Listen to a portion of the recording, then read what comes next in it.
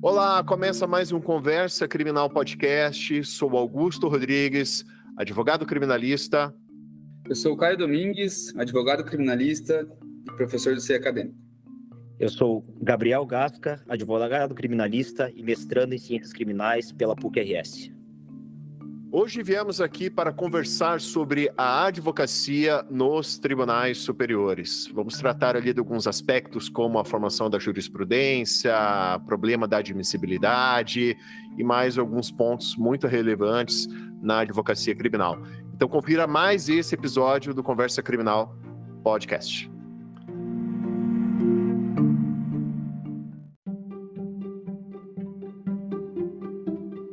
Bem, hoje estamos aqui reunidos com o Caio Domingues, que é professor no curso CEI, e com o Gabriel Gasca, que é advogado criminalista. Nos bastidores, estávamos conversando, a respeito do evento de 30 anos da Abracrim, e o Gabriel ele até citou que teve lá um notório palestrante, era um grande advogado com atuação nos tribunais superiores, que é o Dr. Toron.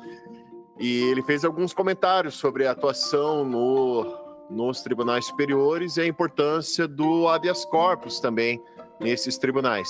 E aí, Gabriel, você pode compartilhar com os nossos ouvintes como foi essa palestra, lições importantes ali que você acha interessante compartilhar com os ouvintes? Bom dia a todos, boa tarde, boa noite. É um prazer estar aqui no Conversa Criminal, junto com o Augusto, junto com o Caio. Sou grande fã do trabalho do Caio.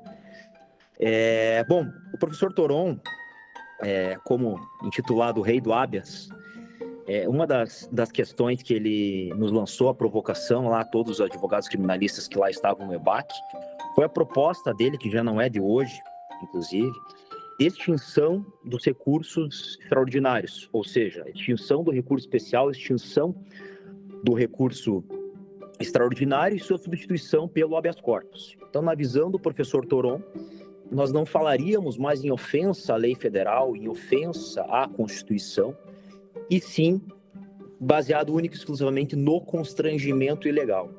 Essa é a proposta do professor Alberto Zacarias Toron, como defensor do habeas corpus que ele é. E, principalmente, um dos argumentos que ele nos levantou e nos instigou lá na sua palestra foi em razão da jurisprudência defensiva.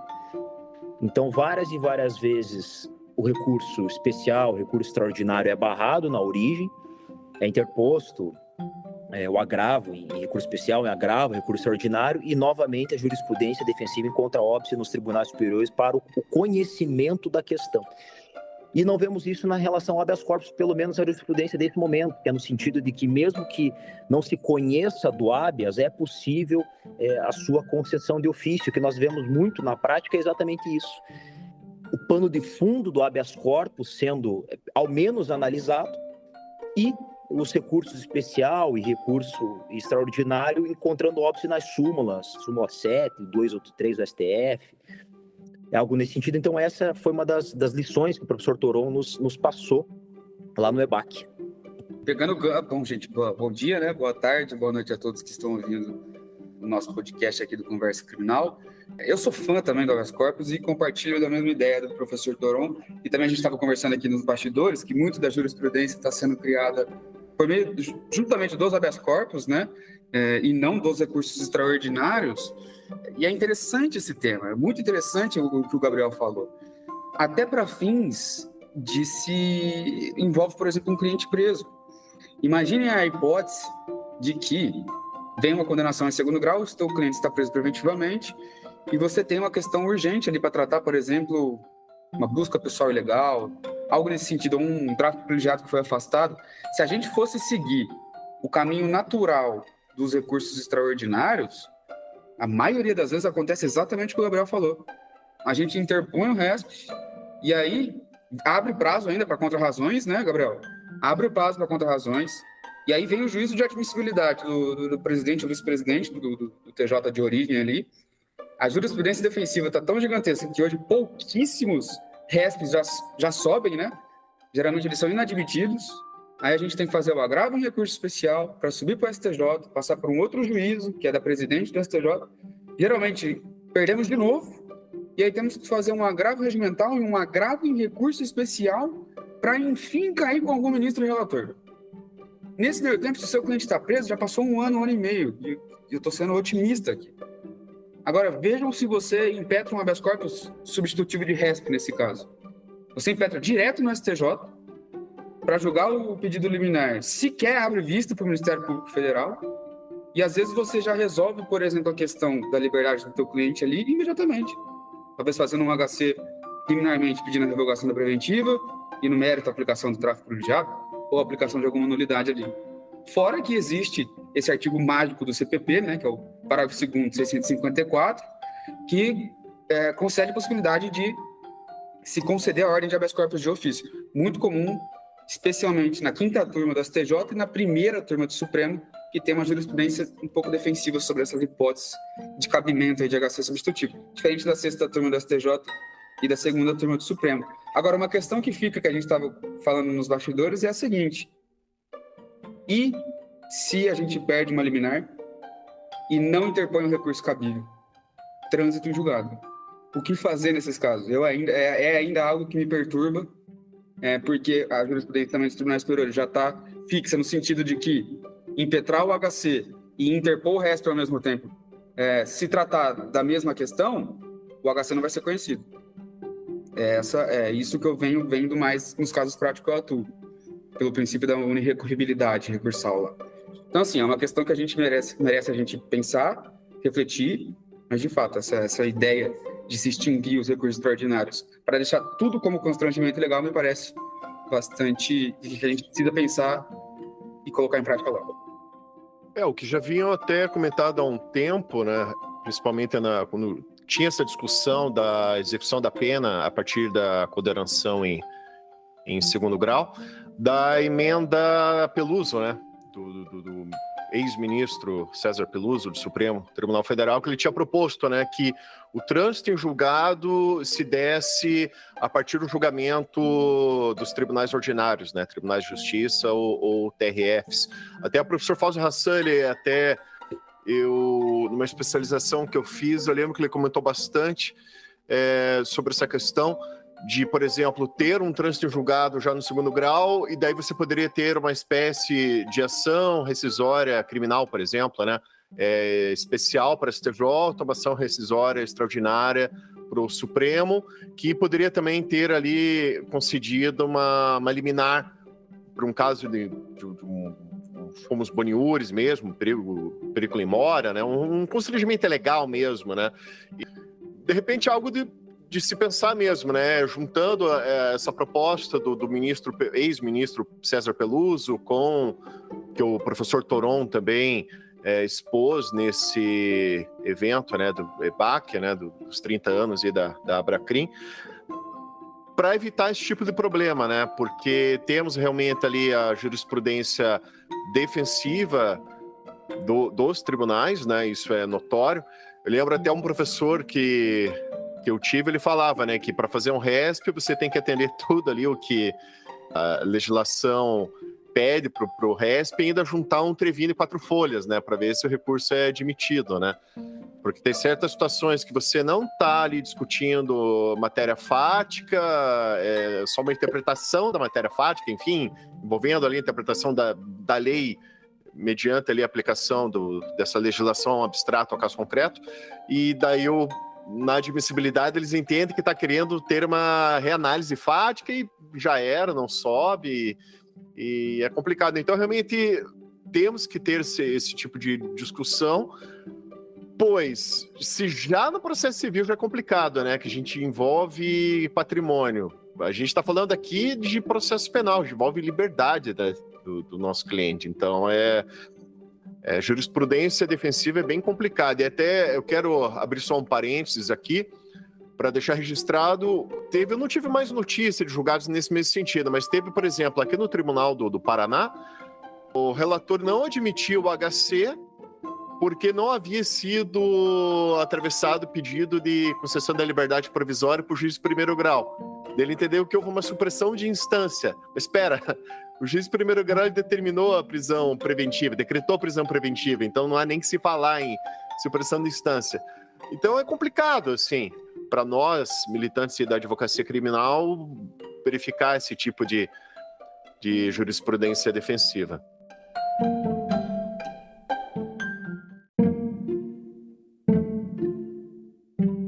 Augusto, pegando no que você falou, interessantíssima essa discussão, porque recentemente o professor Aurélio Lopes Júnior postou isso no Instagram dele e aconteceu comigo uma semana depois. Era um caso um pouquinho diferente. E isso vai entrar numa outra problemática, que a gente vai ter que conversar sobre isso também, se a gente admitir a hipótese de acabar com os extraordinários. Pegando essa questão do Augusto. Gente, se o juiz homologa um flagrante, por exemplo, e decreta a preventiva, não tem que se falar em fazer um pedido de revogação da preventiva em primeira instância para o TJ poder analisar isso. Isso já é um ato constitutivo. Não existe supressão de instância nessa hipótese. Aconteceu um caso bastante semelhante comigo, que era um caso de descaminho. O cliente pagou a fiança, né? Não teve custódia, mas o juiz foi e homologou o flagrante dizendo que estava formalmente em ordem, não havia nenhuma ilegalidade, nenhuma ilicitude, etc. E eu vi que a busca pessoal tinha sido realizada sem absolutamente nenhum motivo. Nenhum. Ok, impetrei um habeas corpus no TRF4 para trancar aquela investigação, que está em investigação ainda, e o TRF4 falou justamente isso. Olha, não houve um pedido de nulidade de busca pessoal no primeiro grau. Bom, eu subi para o STJ porque eu não me conformei. Eu falei, olha, se o juiz de primeiro grau homologa um flagrante falando que está formalmente em ordem e não tem nenhuma ilicitude, é sério que o TRF4 está querendo exigir de mim que um dia depois ele homologar o flagrante, eu faço um pedido de relaxamento? Não faz o menor sentido.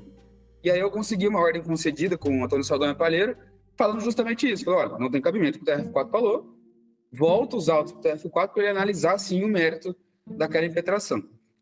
Então, não há que se falar em supressão de instância nessas hipóteses, nem nessa que eu falei, nem a que o Augusto falou de precisar fazer um pedido de revogação da preventiva. Aqui entra um problema que a gente precisa discutir. Primeiro e segundo grau não seguem orientações pacíficas dos tribunais superiores.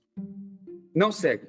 É por isso que a gente que está na prática, a gente não consegue entender, eu não consigo, estou falando por vocês porque eu acho que vocês pensam assim, não consigo entender como uma pessoa é a favor de uma prisão depois de julgar esgotado os recursos de segundo grau. Porque as coisas só funcionam no STJ e no STF. Então quem fala isso para mim não conhece como é que funciona a justiça criminal hoje no Brasil. Entendeu? Enfim, vou passar a bola pro Gabriel. Eu fico bravo falando dessas coisas. Não, eu só... Desculpa te cortar, Gabriel, mas só um adendo aqui, gente. Eu só comentei essa questão da emenda Peluso só por essa discussão, no sentido que o Gabriel trouxe, né, do professor Toron falando de acabar com os recursos extraordinários, né? Mas só para deixar registrado no episódio que eu não engrosso o discurso de execução da pena a partir da segunda instância, porque, enfim, gente, a gente conhece, né, como o Caio citou, infelizmente os juízes de primeiro grau e os tribunais ordinários não seguem a orientação das cortes superiores, então, assim, particularmente, eu vejo como uma insegurança jurídica enorme uma execução de uma pena a partir da segunda instância, só para deixar registrado. E mais, o professor Fauzi também falou que nessa hipótese da ação rescisória extraordinária, especial, ele deixou claro, olha, mas com possibilidade de eliminar, se ficar demonstrado ali o risco à liberdade, enfim, seja ter um efeito suspensivo, né, nessa execução dessa pena. Desculpa, Gabriel. Não, só aproveitando o gancho que o Caio falou ali, eu tive um caso, há 2 anos atrás, que o Caio comentou, eu lembrei, no sentido assim, o juiz decretou a preventiva de fazer ou não HC ou fazer o pedido de liberdade provisória em primeiro grau, né? Eu acho que a gente não pode analisar, ter uma resposta pronta para... eu imagino que o Caio pensa isso, evidentemente, né? Não tem uma resposta pronta para aquilo lá. Eu digo isso porque você pode ter os 2 cenários. Vamos dizer assim, que você tem uma decisão mal fundamentada do juiz de primeiro grau. Cara, você vai direto de HC, por quê? Você não vai correr o risco de você fazer o pedido de liberdade provisória e ele acrescentar fundamentos. Isso é a grande, acho que tá uma das grandes sacadas da advocacia quando a gente percebe isso. Por quê? Porque aí quem que vai acrescentar fundamento? O tribunal. E aí você vai para o STJ, aí você ganha. Então o tribunal ele te dá até o fundamento. Então você daí tem 2 fundamentos, tanto Muitas vezes você vai debater a ordem pública, ou seja, os fundamentos da prisão ali, e aí o tribunal vai acrescer fundamentos àquela decisão mal fundamentada de primeiro grau, aí você ganha o HC no STJ. Então, será que é a defesa que está causando algum embaraço, algum problema? Né? Na verdade, não. Às vezes é o próprio judiciário que acaba fazendo uma questão dessa, e só para jogar o outro ponto, né? Eu estava em Guarapuava há uns 2 anos atrás, numa operação que teve lá, uma grande operação, tinha 14 réus presos por tráfico de drogas. Era o tráfico de drogas da classe média aqui de Curitiba e de Guarapuava.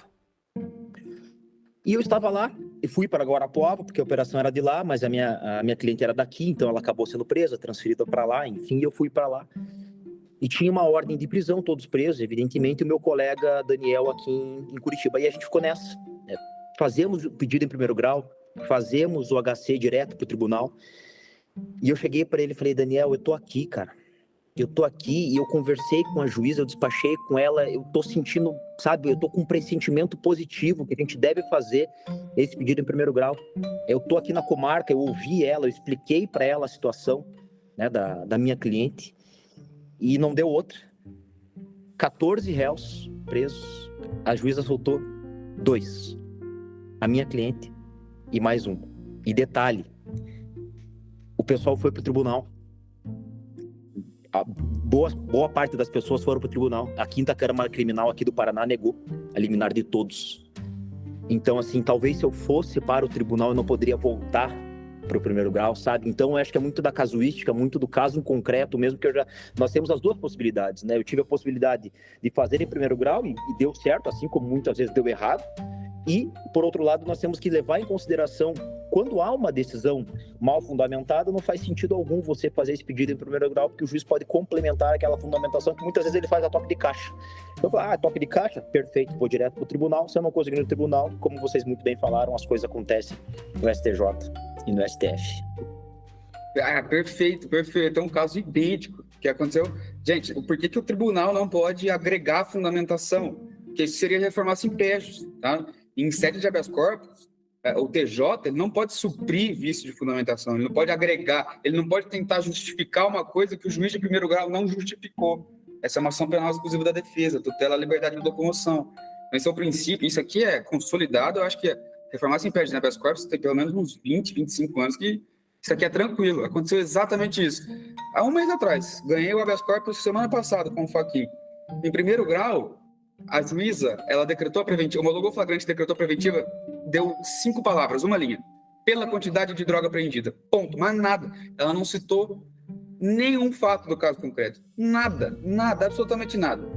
Impetrei um habeas corpus no TJ de São Paulo, a liminar foi indeferido com o desembargador dizendo... Não, e olha que a história fica bizarra. O tráfico é um crime que destrói famílias.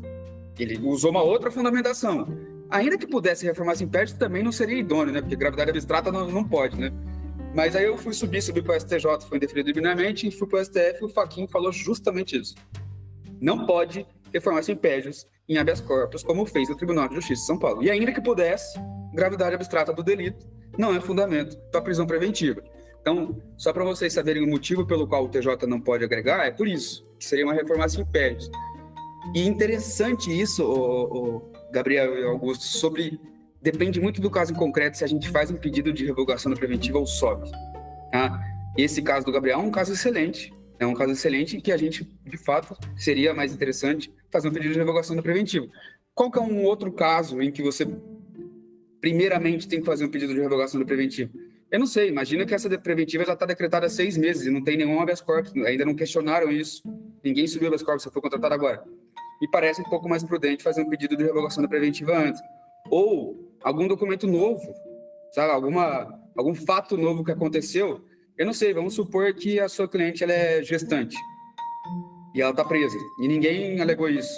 Ou é mãe de um filho menor de 12 anos. Pô, junta a certidão de nascimento dos filhos, faz um pedido de revogação da preventiva em primeiro grau e, alternativamente, uma conversão em prisão domiciliar para depois subir para o TJ. Porque é uma coisa que é regra em todos os habeas corpus. A prova tem que ser pré-constituída, não se esqueçam disso.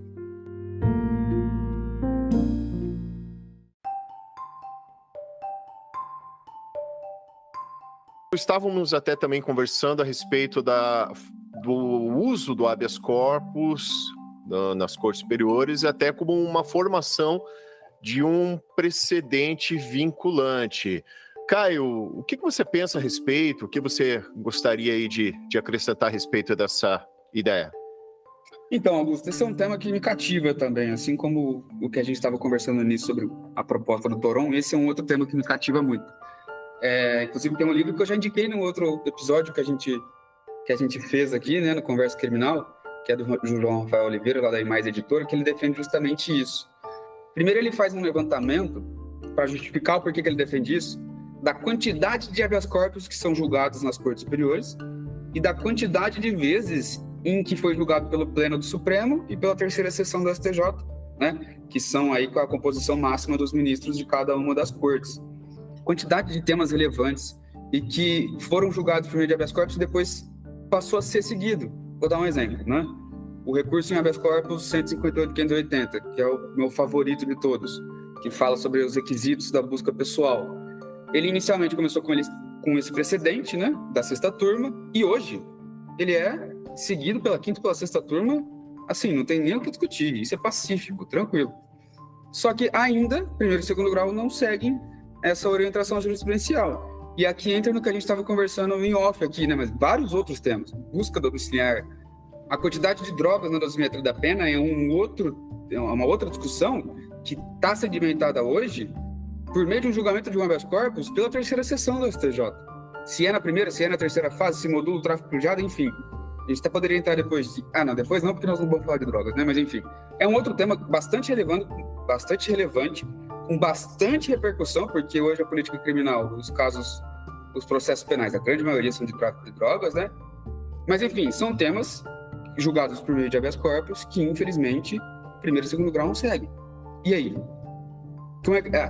Por que é tão importante, então, a gente criar, talvez, um sistema que possibilite que um julgamento de habeas corpus possa se tornar um precedente vinculante? 927.5 CPC me parece que permitiria isso. Não sei. Se fosse julgado pela terceira seção, pelos ministros da quinta e da sexta turma, será que não poderia ser formador de um precedente vinculante? Porque é o colegiado máximo ali? Me parece que poderia. E tem que ser, na minha opinião. E é curioso né, você citando essa questão do tráfico, né, por exemplo, na lei de drogas, né? Quantos precedentes que a gente pega do STJ a respeito da aplicação do tráfico privilegiado, né? Até situações que os tribunais ordinários entendem, ele se dedica à atividade criminosa porque na audiência de instrução ele citou que já vendeu entorpecente em outras ocasiões, e sendo que tem precedentes do STJ que diz que o próprio fato de existir um inquérito em curso ou uma ação penal em curso apurando outros delitos por si só não afastaria o tráfico privilegiado, até para o entendimento da presunção de inocência. Ele não tem ali uma condenação, um prestário julgado que vai realmente, realmente ele se dedicava à atividade criminosa. E até tem uma situação muito bizarra nos meus tempos de assessor no tribunal. Eu estava conversando uma conversinha, né, de corredor, assim, com uma colega, assessora de outro magistrado, e a matéria que ela atuava era nessa parte da lei de drogas, né? E, informalmente, ali, conversando com ela, ela, assim, pessoalmente, muito legal até, mas daí eu perguntei, e aí, vocês aplicam muito o tráfico privilegiado? Daí a resposta dela, olha, a gente evita. Falei, como assim evita? Porque eles são muito espertos, eles sempre dão um jeito. Eu falei, poxa, mas como? O 33, parágrafo 4º ali é requisito objetivo, cumpriu ali requisito objetivo, é um direito que o réu tem de ter esse tráfico privilegiado, né? Não é assim um mero juízo subjetivo, eu acho que ele tá muito esperto, ele tá conseguindo ali se encaixar no parágrafo 4º. Então é esse tipo de bizarrice, assim, que daí a gente precisa chegar aos tribunais superiores para poder ter reconhecido um direito, né? Por exemplo, que é essa redução da pena ali do 33, parágrafo 4º. Eu acho que essa questão que o Caio levantou de formar um precedente pela terceira seção, eu acho que é plenamente válida, né? Tanto para embargos de divergência, eventualmente, como até quando você for interpor um recurso especial, recurso extraordinário, como um paradigma. Eu acho que se a gente não considerar a decisão, ainda que monocrática, muitas vezes, do STJ e do STF, seria um nada jurídico. Esse é o ponto. Então, quer dizer assim, então uma decisão monocrática de um ministro do STF é um nada jurídico, porque é isso que muitas vezes acontece. O tribunal, o juiz de primeira instância não cumpre, o tribunal não cumpre, né? Então é um nada jurídico. Eu vou desconsiderar a decisão do ministro da Suprema Corte, tá? Que ainda que não tenha uma orientação vinculante, a gente pode discutir isso, mas é uma decisão do ministro da Suprema Corte, que o colegiado pode discordar, eventualmente, e formar uma decisão colegiada e ser modificada. Ponto. Por que eu digo isso? Caso em concreto, interrogatório do réu foragido por videoconferência. Esse era o ponto. Juiz de primeiro grau, evidentemente, negou. Tribunal, liminar, negada. Fui para o STJ, negada.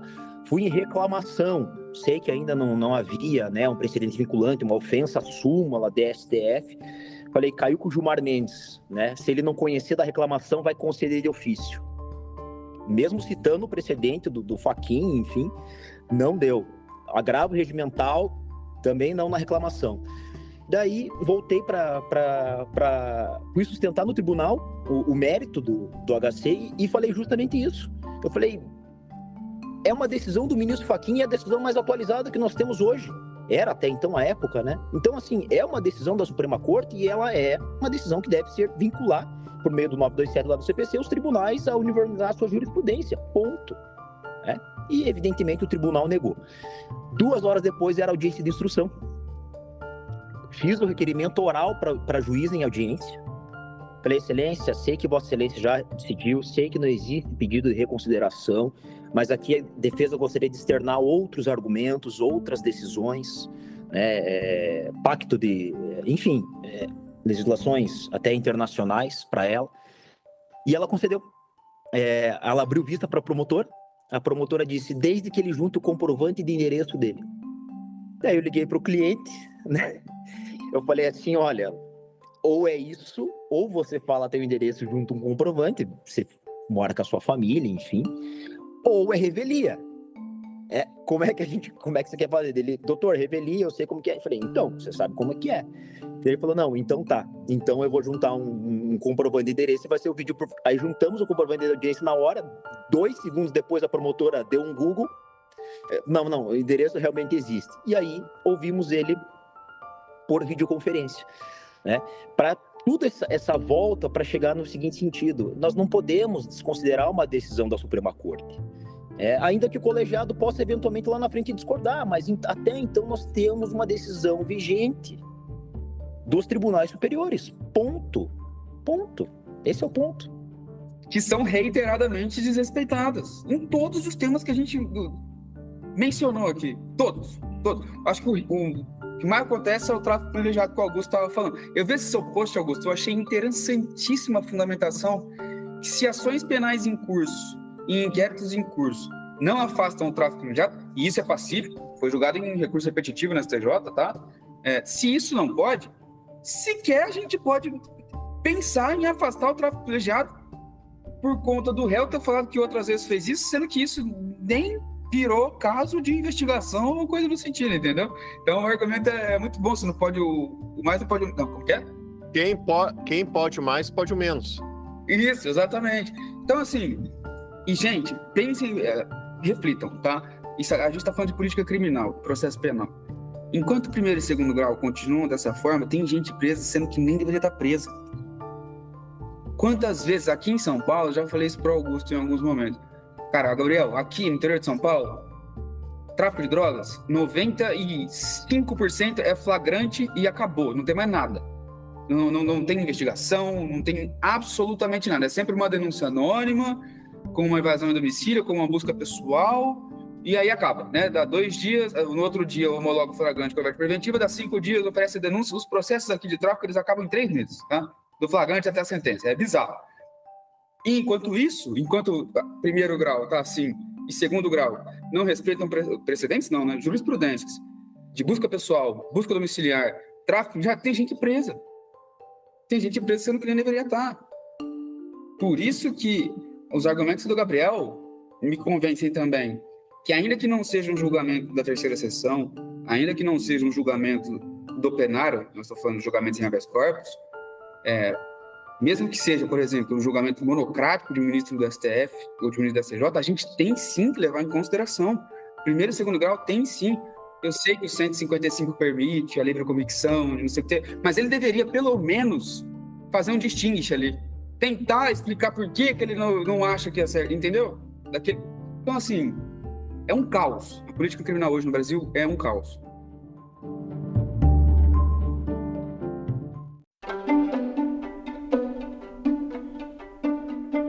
Eu acho que até foi o Gabriel que citou o 926 do CPC, né, Gabriel? Foi você que citou, né? E eu acho que é bem importante a gente ler aqui para os nossos ouvintes, né? Que os tribunais devem uniformizar a sua jurisprudência e mantê-la estável, íntegra e coerente. Eu lembro até, eu tinha um colega, né? E a gente até brincava, né? Que aqui no Tribunal do Paraná, na própria Câmara, os julgados, às vezes o próprio relator fazia julgamentos com posições completamente contrárias a outros julgados dele e tal. Da gente sempre brincava, novo CPC, né? Tem que ser um julgado uniforme, jurisprudência uniforme, coerente. Mas, enfim, só estou dizendo isso que o CPC, né, como sabemos, ele é aplicável subsidiariamente ao processo penal. Então, a jurisprudência no processo penal também tem que ser uniforme, coerente. Temos que ter essa segurança jurídica, afinal, estamos falando aí da liberdade, né, que é um dos nossos maiores direitos, junto com o direito à vida. E temos uma situação em que juízes de primeiro grau, tribunais ordinários não seguem orientações de tribunais superiores. E aquilo que eu sempre gosto de ressaltar, a partir do momento que se tem um judiciário de primeiro e segundo grau que não observa entendimento de tribunais superiores, quem está sendo prejudicado com isso? Essa pergunta que eu deixo. Qual parcela da sociedade que está sendo prejudicada por isso? Porque aquele cidadão que tem condições de ter ali uma boa assessoria jurídica, né, um bom advogado que consiga chegar nesses tribunais superiores, ele pode ter esse seu direito garantido lá. Mas é aquele cidadão que não tem essa condição de chegar a um STJ, a um Supremo Tribunal Federal. Então, assim, eu penso que você tem toda essa situação de insegurança jurídica, você acaba também gerando um dano social, porque você tem uma aplicação da lei federal, uma interpretação da lei federal, uma aplicação da Constituição de formas diversas, a depender de quem consegue ou não chegar a um tribunal superior. Então, afinal de contas, o judiciário é um poder, um dos poderes da República, é um poder único, apesar de ter, né, os seus graus de jurisdição. Então esse já é um questionamento que fica. É um poder judiciário só? Porque, afinal de contas, temos ali as cortes superiores para fazer a interpretação ou da lei federal, da Constituição, de forma a uniformizar toda a aplicação da lei e da Constituição para as demais instâncias do Poder Judiciário. E isso não é feito, a gente vê na prática, não é feito. Situações assim de relatos da gente ouvir de magistrados que não aplicam e discordam do STJ. Se for o caso, a parte que recorra para o STJ, porque eu não concordo com o STJ. Poxa, qual que é a vocação dessa pessoa para uma carreira pública, né?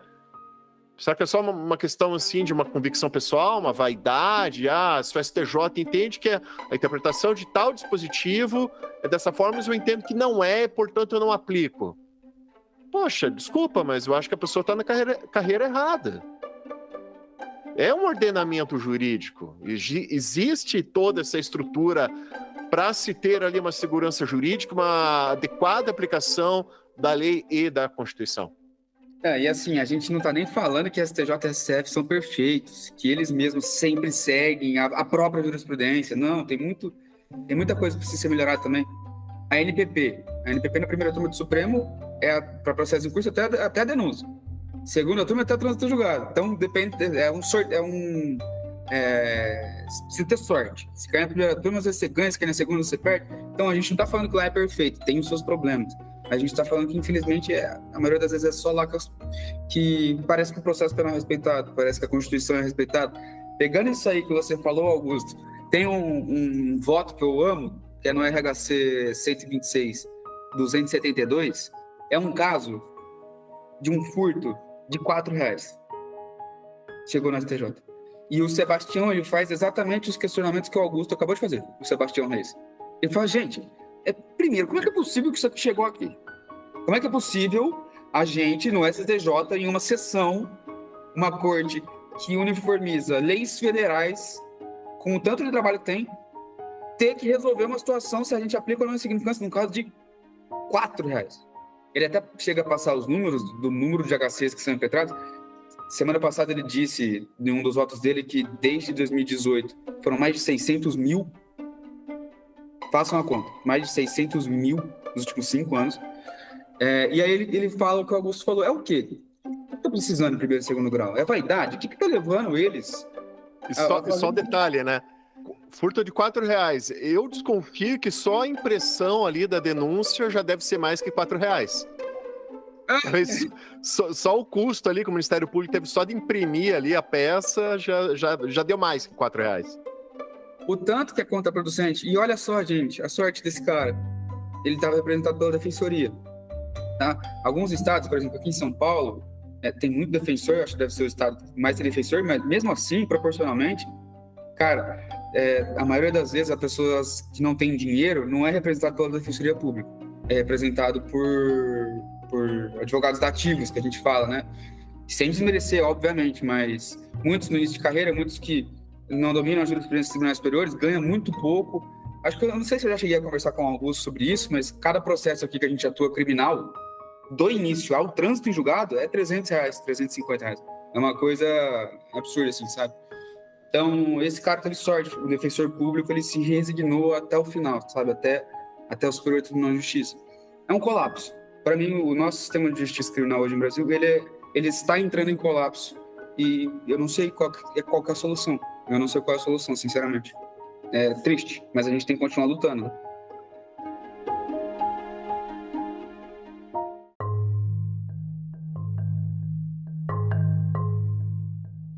Bem, a respeito da atuação nos tribunais superiores, a pergunta que eu deixo aqui para os convidados, para eles também fazerem a sua exposição aos nossos ouvintes, quais são questões importantes nessa atuação nos tribunais superiores, seja ali na forma de como manejar o recurso, como preparar esse recurso, ou despachar memorial com o relator, um vogal, ou até mesmo uma sustentação oral?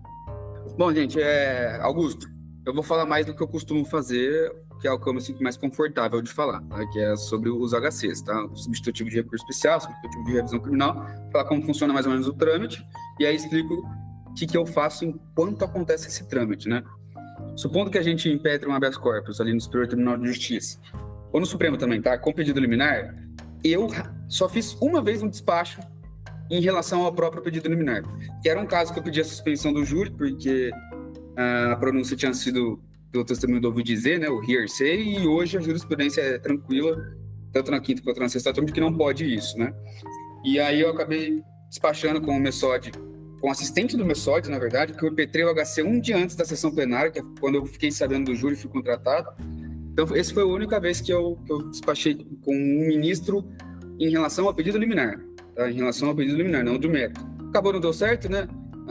A liminar foi deferida, mas deu tudo certo depois que a cliente foi absolvida. Mas o que acontece, né, quando é um habeas corpus? Você faz um habeas corpus com pedido liminar. Essa liminar ela é deferida ou não. Tá? Pouco importa. Depois dessa decisão, que defere ou indefere a liminar, os autos ele vai com vista, né, para o Ministério Público Federal, certo? E aí, quando o Ministério Público Federal oferece o parecer dele, aparece lá no site do Superior Tribunal de Justiça, no nosso CPE, que fica concluso para o relator.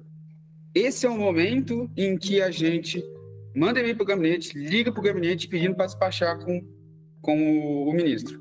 Eu não moro em Brasília, a maioria dos meus clientes não tem condição de que eu vá até lá, mas hoje é perfeitamente possível a gente fazer despacho com eles por videochamada, tá? Às vezes não é com o ministro, às vezes é com os assistentes, mas é nesse momento em que a gente tem que, quero um despacho com o ministro para falar com ele sobre esse caso, e aí logo depois eu também já junto o memorial no próprio processo. O que acontece no STJ? Hoje 95% dos HCs, eles são julgados monocraticamente. Inclusive aquele projeto de lei que quer acabar com as decisões monocráticas em HC é um absurdo. Ele acabar com o sistema de justiça criminal que já está ruim. Não tem como acabar com a possibilidade de dar uma decisão monocrática em HC, gente. Não tem, tá? 95% dos casos... Até só uma intervenção, lembrando que até quiseram propor as 10 medidas de combate à corrupção e acabar até com o habeas corpus, né? Só para deixar registrado aqui, né? Inclusive admissão de prova ilícita para condenações, né? Só tô deixando registrado, né? E hoje parece que eles estão precisando disso, né? Que coisa como a terra plana gira, meu Deus do céu. Então, 95% dos HCs eles são julgados de forma monocrática, de tal forma que o despacho, na maioria das vezes, é só necessário com aquele próprio ministro relator, tá? O envio de memorial para o gabinete também, que além de enviar o memorial para o gabinete por e-mail, você pode também peticionar, tá? Vindo uma não concessão de ordem, vai caber o agravo regimental do artigo 258 do Regimento Interno. Aí esse é um momento em que você sim pode aí pedir para despachar com todos os ministros da quinta turma ou da sexta turma, enviar memorial para todos eles. Uma coisa que infelizmente ainda acontece, né, é que em grande parte dos casos o julgamento tem uma sessão virtual, né, que a gente estava falando aqui em off, que acontece no TJ do Paraná também, né. Aqui em São Paulo a gente pode se opor imediatamente e eles pautam para julgar para a gente poder sustentar oralmente. Mas o que acontece no STJ? Grande parte das vezes em que a gente se opõe, eles indeferem esse pedido, porque eles falam que não tem diferença entre a sustentação virtual, porque a gente pode mandar um vídeo com a nossa sustentação no CPI da STJ, tá? Não tem diferença entre a sustentação virtual e a sustentação lá nas sessões. Tá de brincadeira que não tem diferença, né, gente? Pelo amor de Deus. É óbvio que tem diferença, porque quando a gente está lá nas sessões fazendo a sustentação ao vivo, a gente resolve questões de fato, né? E aí vem me falar que não, pelo amor de Deus. Mas enfim. Usando as palavras do professor Toron no EBAC, né? Se muitas vezes eles não te ouvem, né, quando você está presencialmente, você acha que ele vai te ouvir na sexta-feira à noite, com a esposa, com o esposo, tomando um vinho? Evidente que não, né? Se bem que teve um advogado que enviou sustentação oral, recentemente no STJ, enviou sustentação oral por vídeo, e foi acompanhar o julgamento lá no dia, e a ordem foi concessiva, e aí no final ele disse assim, ministro, eu só quero fazer um esclarecimento aqui, porque o ministro Sebastião falou para eu falar aqui durante a sessão que a sustentação oral por vídeo é vista assim, que ele gostou da minha sustentação oral por vídeo, e que uma das razões pelas quais ele estava concedendo a ordem lá na época era por isso, mas a gente sabe que não é a regra, né? Aqui no tribunal, da mesma forma, igual o Caio falou, no Tribunal do Justiça do Paraná, você pede para fazer sustentação oral e naturalmente sai da sessão virtual e vai para a sessão presencial ou por videoconferência, você realiza a sustentação oral. Eu acho que esse é o ponto que o Caio tocou ali, é muito importante, o timing dos memoriais. Eu estou de acordo com o Caio, aqui no escritório, em Curitiba, a gente também faz dessa forma. Quando está concluso para o relator, após a oferta do parecer pelo MPF, envia e-mail ao gabinete, solicita, além de enviar memoriais desse próprio e-mail, eu já solicito a realização de uma audiência com o ministro ou com a chefia de gabinete, normalmente é a chefia de gabinete, para despachar a respeito daquele caso, para daí sim, o ministro ou pode conceder a ordem monocraticamente ou eventualmente colocar esse HC para pauta. Aí, se evidente colocar dessa forma, aí despacha com os demais ministros, mesmo antes do agravo regimental, porque daí vai ser julgado na turma. Mas eu acho que a advocacia criminal é isso, né? Muitas vezes nós não temos condições de ir até Brasília, mas vale esse esforço, com certeza vale esse esforço para demonstrar do porquê que o nosso caso tem uma peculiaridade diferente, porquê que o nosso caso é diferente. Claro que muitas vezes a ordem não vai ser concedida, não vai ser provido o nosso recurso, mas esse é o nosso papel como advogado, é demonstrar a peculiaridade do nosso caso e demonstrar por que o nosso cliente não é um número, né? É uma pessoa que está ali sendo julgada. E acho que é isso que nós três aqui temos em comum na advocacia criminal.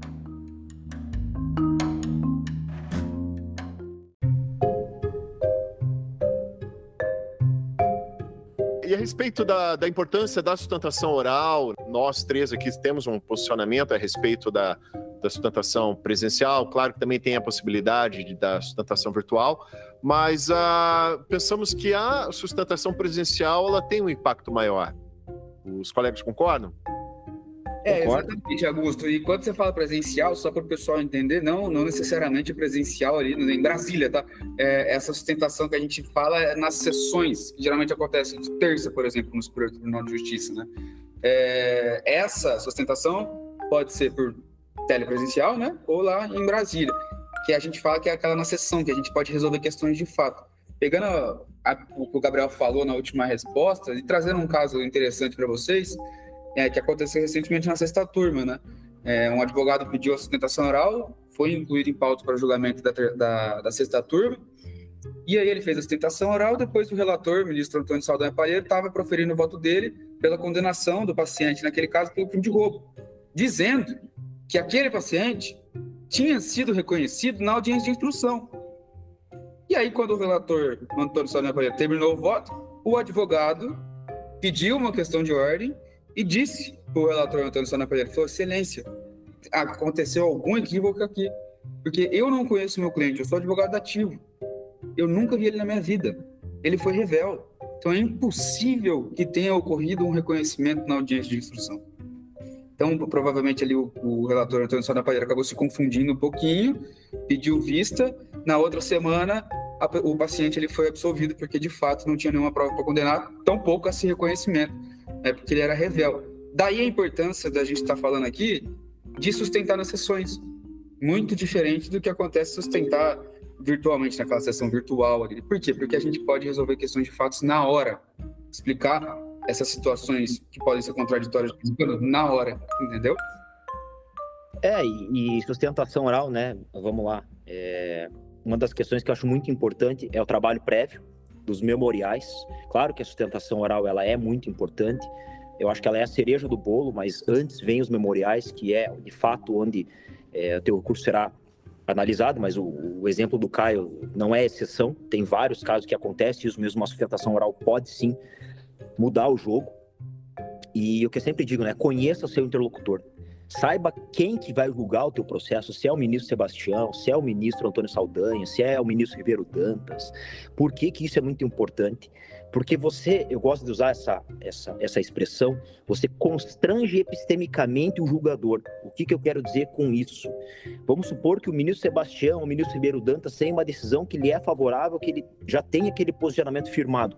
Na sustentação oral, é muito válido você externar isso ao colegiado. Vossa Excelência, ministro, já decidiu desta mesma forma, no caso exatamente o mesmo, assim. Então, isso constrange muitas vezes, e constrangimento não é um constrangimento ali, é um constrangimento, como eu digo, legal e epistêmico, justamente porque é a mesma decisão, a ratio decidendi, digamos assim.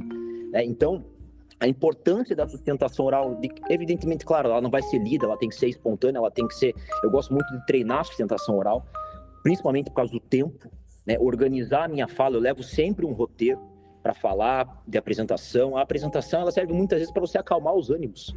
É difícil fazer isso quando você tem 5 minutos no CD agravo, mas a sustentação oral, isso novamente, lições do professor Toron, a sustentação oral na apresentação ela serve para você acalmar, para você se ambientar, para você raciocinar, para daí sim você desenvolver tudo aquilo que você se propôs a fazer e fechar com chave de ouro o teu processo.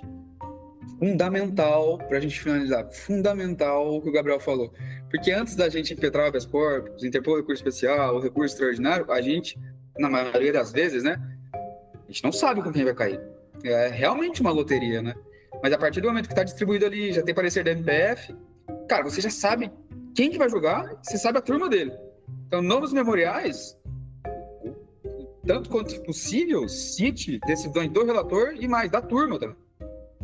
Isso é a vantagem, e é por isso que é tão importante o memorial e a sustentação oral. Esse constrangimento epistêmico aí que o Gabriel falou é justamente por isso. Isso é teoria dos jogos, gente. Isso é teoria dos jogos. Depois que você sabe quem que vai te julgar, fica muito melhor para você defesa, porque a gente não sabe antes disso, né? Uma loteria. Enfim.